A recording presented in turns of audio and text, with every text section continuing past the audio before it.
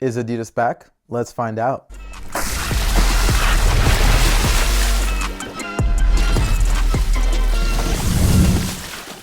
What's up guys, Vinny here with SneakrTweakr, and today we have the performance review on the probably the most highly anticipated Adidas sneaker of the year, the Adidas Harden Volume 7. Now, Harden's line has probably been the most consistent line with Adidas in quite a while. The only other one I remember in recent memory is the D-Rose line, and that hasn't been around in quite a while. Probably the last really good D-Rose was the 7 as well, and hopefully the Harden line doesn't stop at 7 as far as their consistency. Let's get into it and just start off with the foundation of the shoe, which is the traction. The traction on these things actually performed pretty good. My only issue with it was that it does collect quite a bit of dust, and due to that you do have to wipe every now and then. But other than that, it does grip the floor pretty well, and as long as you're on top of just your wipes, you're good to go. The rubber on it is also pretty firm, so if you're wanting to actually take it outside, you should be good to go as far as traction durability. I played in these for quite some time, and you can see all the scuff marks and everything all throughout the shoe, but the rubber is still pretty much intact.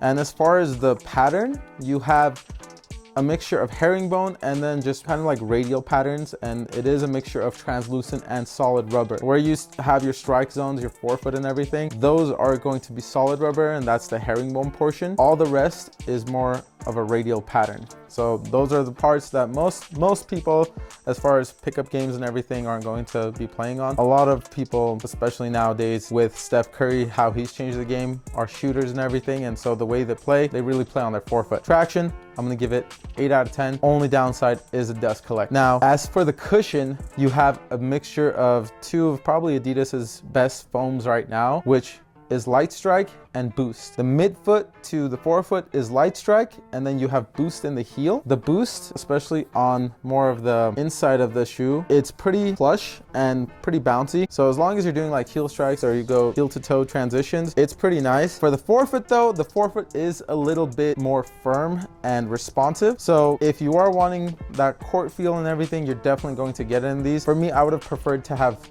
Boost all the way through. Boost is life, and I will stand by that. It is one of my favorite cushions of all time. Not Zoom level, but Boost is still really, really great. For the cushion, I'm also going to give that an 8 out of 10. Biggest thing is just the fact that it's pretty firm, and I don't know, for me, if especially I want to take it outdoors, that isn't going to do too well for me. I like to have more of a softer ride, a little bit more bounce or a little bit more plushness, one or the other, or best of both worlds, combination of the two. And unfortunately, Light Strike, just in this rendition of it, didn't do it for me, but the Boost in the heel was super, super nice. Again, cushion, 8 out of 10. Now, moving on to the fit, which I would say is probably for me the best part of the shoe. It's super nice. It hugs your foot nicely. It's a nice one-to-one fit, and a lot of it is because of this kind of this one booty upper. You just put your foot in there, and it's super cozy, man. And I honestly don't have any complaints in regards to the fit. The fit, I'm gonna give a 10 out of 10. The support is also another big plus of the shoe. It comes for me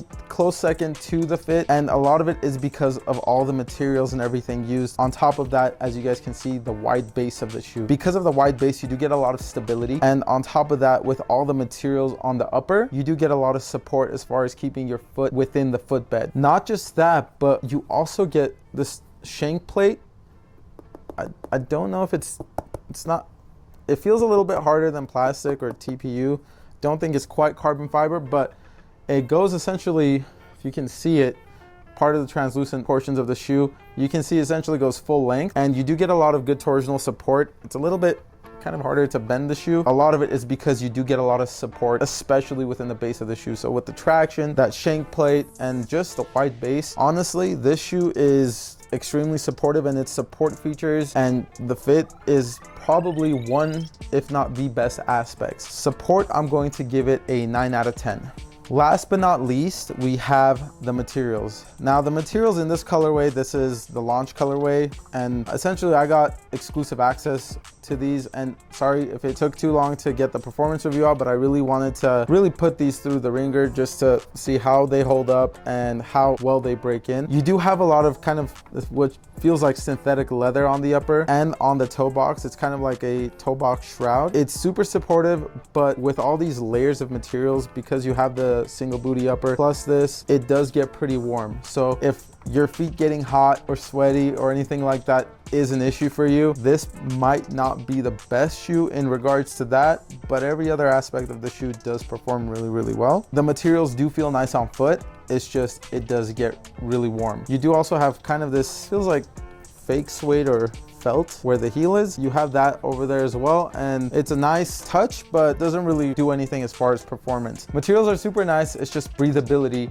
tends to be an issue. On top of that, with all the materials on this shoe, it does tend to weigh a little bit more. For people who want light shoes and want to be light on their feet, this is going to be a little bit on the heavier side. Now, if you guys are playing a lot of basketball anyway and going to the gym, hopefully, you know, weight isn't too much of a factor, but for those of you who care, it probably is more on the heavier side. And we can honestly check that right now and see where it's at. Now, for the shoe, this again is a size 9. So as far as the weight of the shoe, it does weigh about 16.6 ounces. So it is, again, on the heavier side. But again, performance-wise, it really didn't have any effect for me. And I honestly thoroughly enjoyed playing in the shoe. Overall, I'm gonna rate this a 9 out of 10. Now, before I wrap up this review, if you guys have noticed, I did get one of these lav mics, and the audio on this video has improved quite a bit as opposed to my previous videos. Big part of that is thanks to Chris at Wear Testers. He's given me a ton of advice when it comes to the audio and a few other pointers. So big shout out to Chris, big shout out to Wear Testers. They're the OGs of this game, and I myself wouldn't be doing this if it wasn't for them. So big shout out to them. Appreciate you guys. Keep doing what you're doing. You guys are killing it, and keep moving the game forward, guys. Last but not least, thank you guys for all the support. I appreciate all the love, and thank you for tuning in, subscribing, commenting, and if you are sharing, really appreciate it. Please continue to do all those things. Continue to comment down below. Let us know what reviews you guys really want to see. More than happy to do those. And overall, just all the feedback that's coming in is greatly appreciated. If you guys would like to pick up a pair of these shoes, I'll have a link below. Check out the description. If there are any other shoes, again, that you guys would like me to review, please comment down below.